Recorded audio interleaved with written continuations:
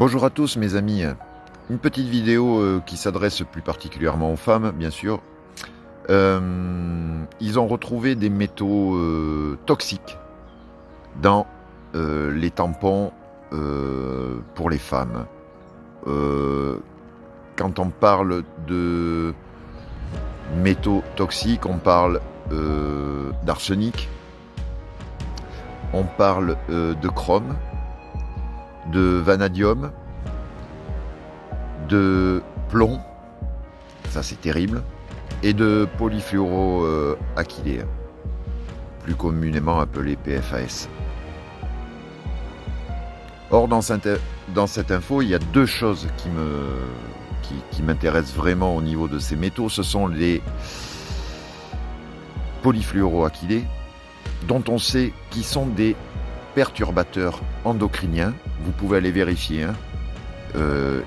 Des études sont en train d'être faites un petit peu partout dans le monde parce que ça y est, ils viennent de se réveiller depuis 2023 et faire des études plus approfondies sur les polyfluoroalkylés et sur les perfluoroalkylés. J'avais déjà fait un live là-dessus, je ne vais pas y revenir. Je veux dire, j'espère que les gens ont pris conscience de ce problème. Ça c'était une première chose, et une deuxième chose, et ça c'est, je vais finir là-dessus parce que je vais pas aller plus loin. Je vous mets tout le dossier à la fin du post. Apparemment, enfin, ils ont aussi retrouvé du chrome et du vanadium. Or, vous savez que le chrome vanadium, on fait des clés de 12, des clés de 15, des clés de 14, des clés de 18. Donc, j'imagine que si tout ça a été fait, c'est peut-être que ces gens-là, ces fabricants de tampons pour les femmes, comptent peut-être se lancer dans la production automobile ou la réparation automobile. Voilà. Sur ce, j'en dirai pas plus parce que voilà, je pourrais aller beaucoup plus loin, mais j'ai pas envie. Voilà. Donc je vous embrasse tous, mes amis.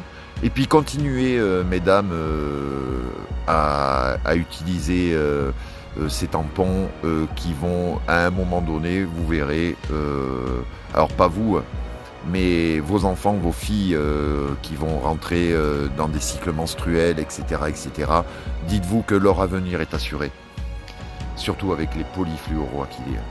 Je peux vous dire que là, vous ne savez pas dans quoi vous mettez les pieds, mais on aura bientôt tous ces éclaircissements qui vous seront donnés, et à un moment donné, ils ne pourront plus cacher tout ce qu'ils ont fait avec les polyfluoroalkylés, et je pense que vous n'êtes pas prêts d'entendre ce qui sera dit d'ici quelques mois, voire années, mais ça va aller vite, hein, ça sera 1 à 2 ans et vous verrez, ça va être terrible.